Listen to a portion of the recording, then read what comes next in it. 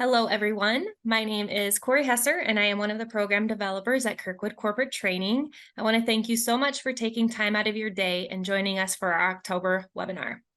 Here with us today is Angie Chaplin. Speaker, consultant, and author, Angie is the founder of Mindful Leadership, a women-owned small business based in Iowa City. With a background spanning 30 years of expertise from communication to organizational development, Angie's mastery of personal empowerment and leadership and mindfulness has earned esteemed recognition in Iowa and beyond, most recently as a nominee for an Iowa Character Award. I always like to introduce our instructors with 3 fun facts. I feel like it makes a more personal touch for you all that are joining. So I have Angie's 3. And first, Angie is a national ambassador for the Athletic Brewing Company. She is a 7-time marathon finisher, and her son plays college football for the one and only Iowa Hawkeyes. Go Hawks. Go Hawks. All right. If you like what you hear today, or you have any follow-up questions after, please be sure to reach out to Kirkwood Corporate Training via phone 319-398-5623 or email corporatetraining@kirkwood.edu. I say now it's time to get to the bread and butter of why you are here today. Angie, thank you so much for being with us this afternoon. I'm going to go ahead and hand it right on over to you. Sounds great, Corey. Thank you so much for the opportunity to be here with you and with everyone joining us, whether live this afternoon or watching the recording. I'm glad that you are taking time to learn a little bit more about self-empowered leadership. We have a lot to cover in a short period of time. Corey will be monitoring the chat. So if you do have questions that come up, feel free to enter those in the chat, and we'll take time to respond afterwards if there's a few minutes left, or Corey will stop me and we'll address them, or you can email Corey or me with any follow-up questions. But to get right into self-empowered leadership, this is a great conversation to explore for yourself when it comes to personal and professional development, but also sets a framework for conversations that you can have with members of your team. But to start us off, here is a quick question for you. When someone describes you as a leader, I want you to take just a couple of seconds and type into the chat, what would you want them to say? What are some of those characteristics, descriptors that you hope people use when they describe you as a leader? Take a quick peek at the chat. Agreeable, we have trustworthy, dependable, trustworthiness, empathetic, caring, thoughtful, approachable, fair, good role model, listening, authentic, a servant leader. Yes, yes, and yes to all of the above. There are a lot of ways we hope to be seen as a leader, and many times we need to see those same characteristics within ourselves in order to ensure that we are acting and behaving in ways that are consistent with some of the perceptions that we hope other people have of our leadership styles and characteristics. The question that we think about from an organizational development standpoint is leadership at every level. So when we think of self-empowered leadership, it's really looking vertically and horizontally and laterally and diagonally, and all the boxes in the organizational chart has the opportunity and the potential to demonstrate leadership behaviors. And that's what sets up the understanding of self-empowered leadership. The concept comes from the book, The Leadership Challenge, and the 2 authors, Jim Kouzes and Barry Posner. The Leadership Challenge is now in its 7th edition. I was introduced to the Leadership Challenge as a textbook when I was in graduate school at Seton Hall University in the early 2000s, which sounds so long ago when I say it like that. First as a student, and then I was invited back as a faculty member to teach the curriculum at Seton Hall. My understanding my passion for the leadership challenge really started with page 1. And I became so engrossed in the connection between leadership facts and leadership feelings. So I went on to continue my studies and really my apprenticeship with Jim Kouzes and Barry Posner to become a certified master. So I'm the only certified master in Iowa. I am able to train and certify other facilitators.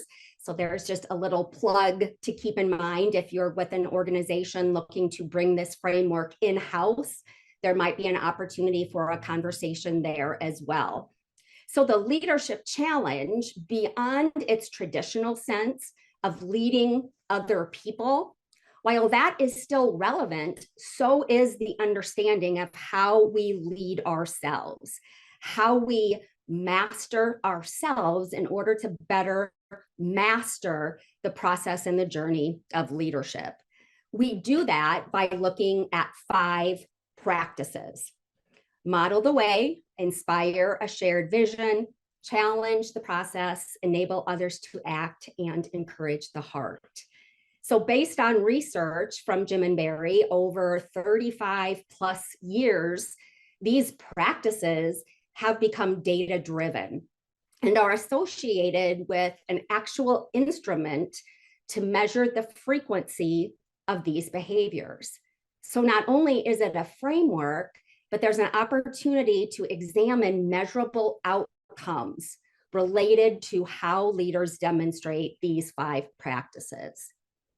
As we talk about the leadership journey, these 5 practices really help us orient and navigate through an ongoing process. Leadership development is not a one-time event.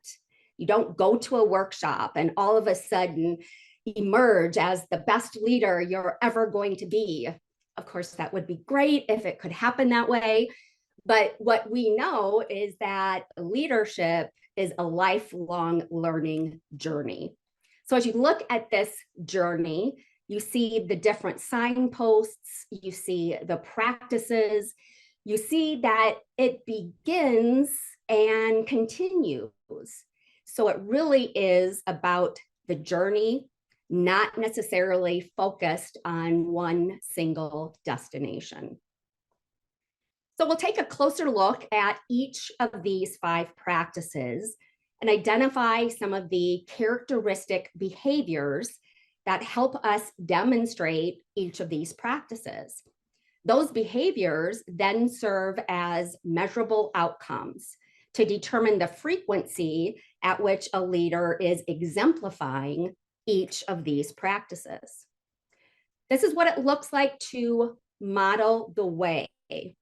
Model the way is really focused on knowing our values and aligning our behaviors accordingly. So when you talk about authenticity or integrity, or what Jim and Barry called the practice of dwizzywid, do what you say you will do. When you practice dwizzywid, you are modeling the way, because you're connecting what you say with what you do. And I suspect most, if not all of us, can recall a leader in our lives, in our workplaces, in our communities, who said one thing but did another. So we weren't sure whether to fall or follow their words or their actions. But a leader who models the way knows not only their personal values, but then is able to correlate and compare those personal values with the shared values of the organization and the team.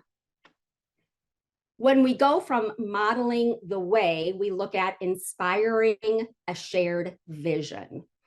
This is what gets into characteristics of visionary leaders or leaders who are forward looking. So when someone inspires a shared vision, they're able to dream big and articulate what does that vision look like.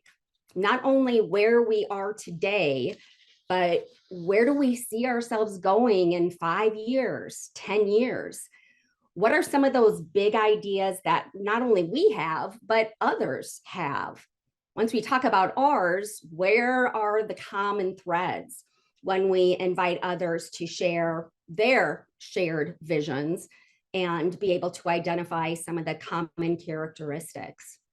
Vision boards can be very helpful when it comes to inspiring a shared vision, whether that's something you do individually or invite your team, a small group, a family to compare and compile their creative energies and visualizing what does the future look like and what do those values look like when we're actually putting those into actionable items. Our third practice is called challenge the process.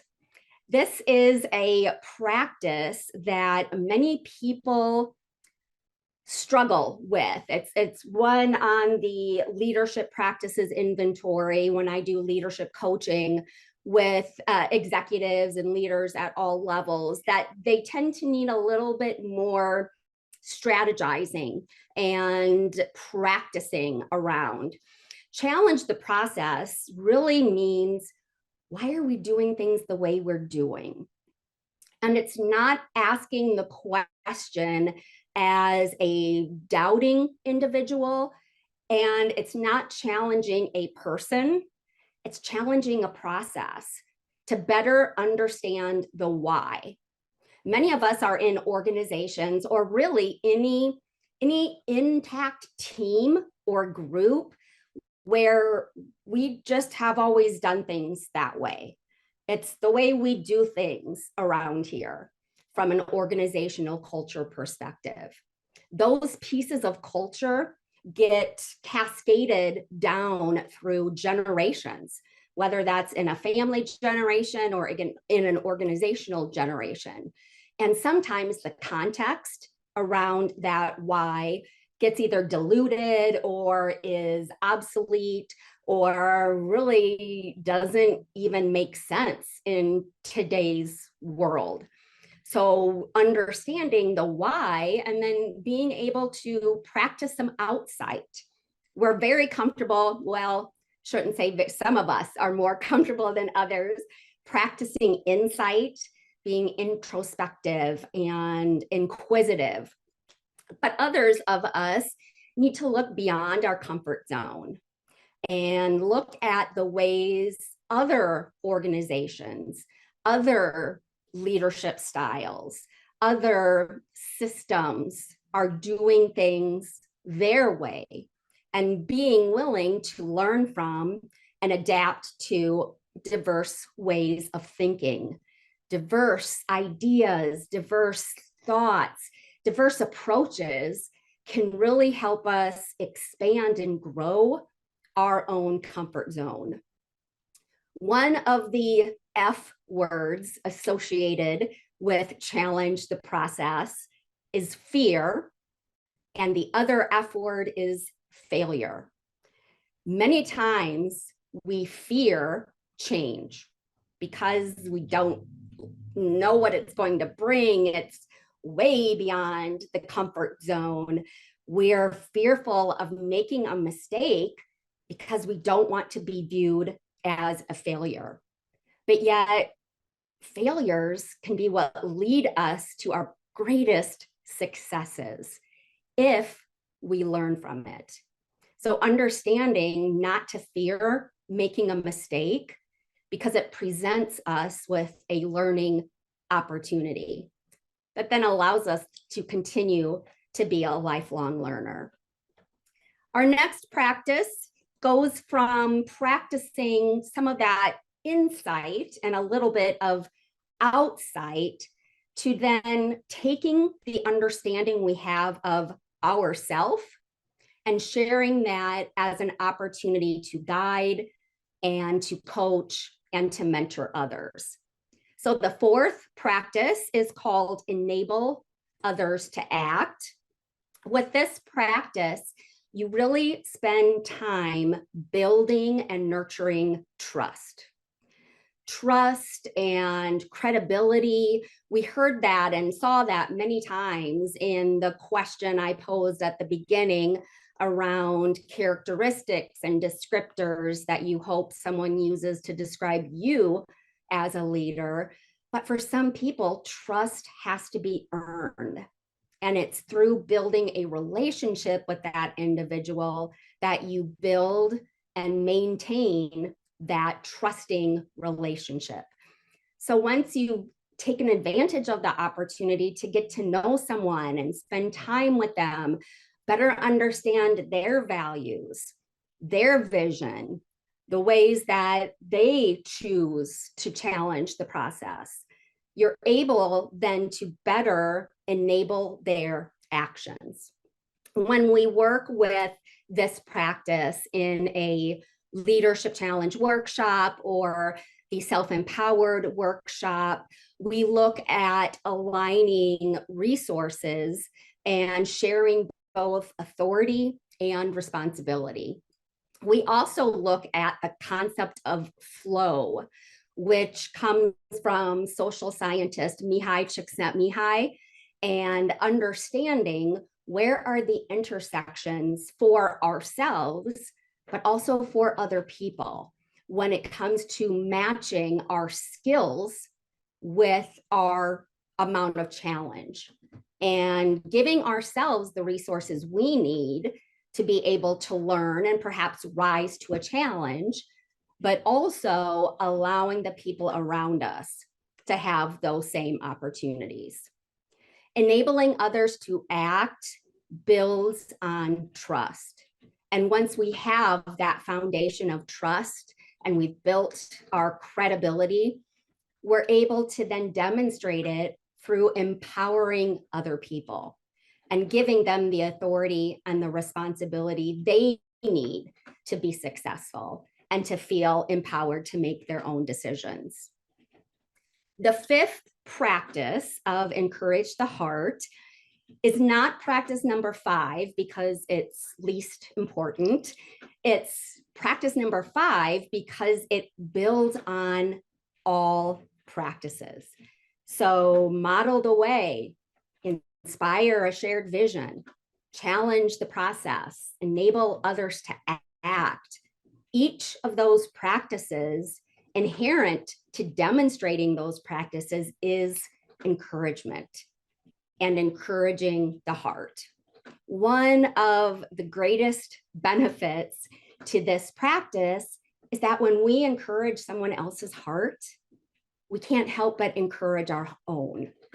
And practicing self-care and self-compassion are keys to overcoming burnout and fatigue and some of the organizational challenges that we feel by living in a volatile and uncertain and ambiguous environment that many of us continue to deal with.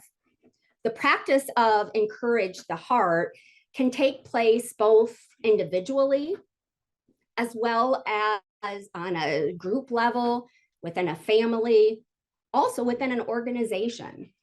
So by recognizing an individual achievement and specifying what was it that that person did that you want to celebrate.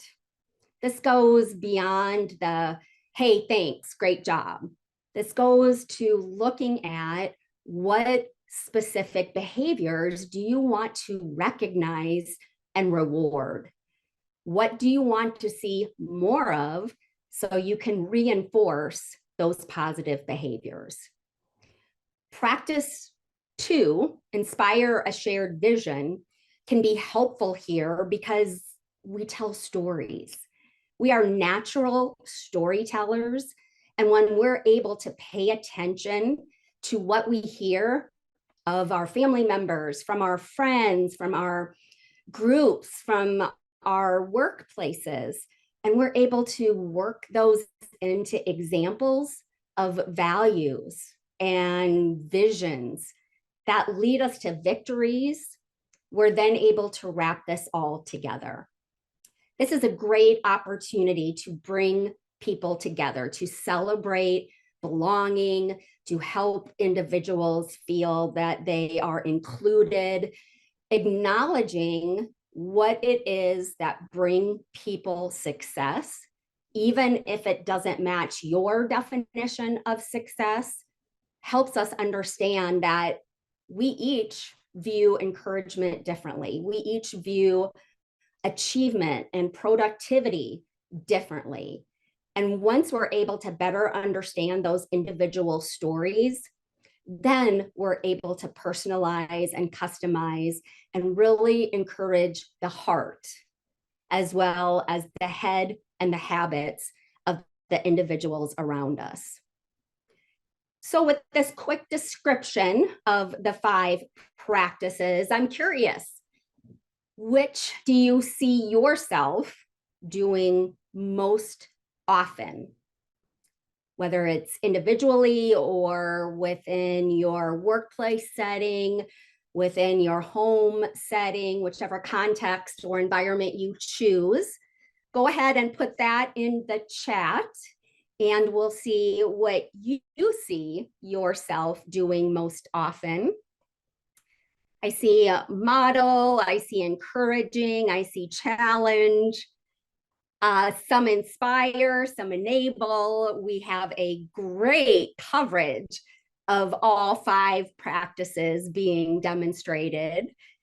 And on a team, absolutely, that's what we want to see, is that diversity of strength, that diversity of, this is the practice that I demonstrate most often. And the next question is, what do you see yourself practicing least often? Because certainly we want to know our strength, but we also can benefit from identifying our development areas. So what would you say is the practice that might be a development area for you? Challenge the process, inspire a shared vision. I see enable, another challenge. Quite a few of inspire a shared vision.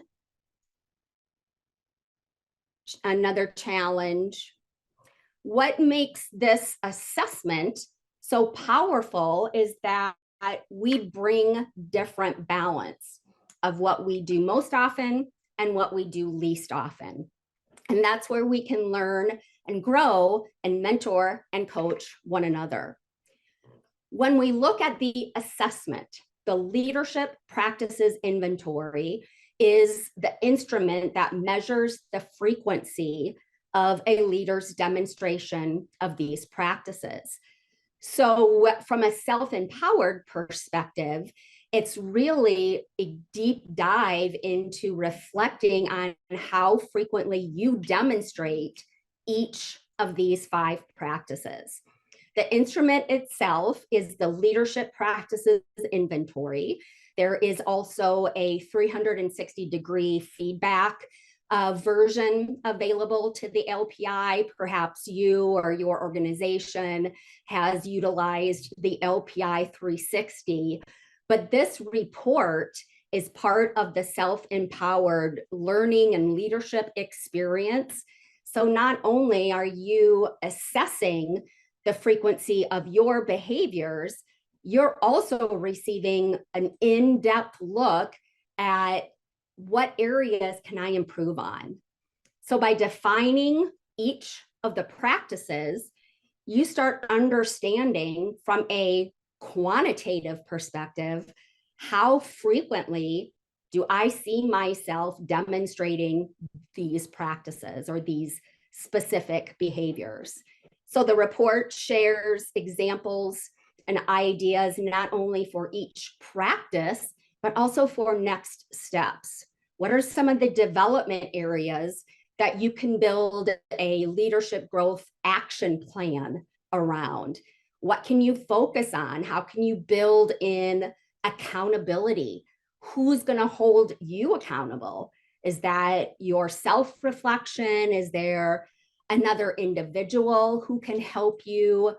So self-empowered really fills a gap in the leadership development curriculum by offering a self-assessment. It's really, how do I understand myself as a leader? How do I master myself as a leader?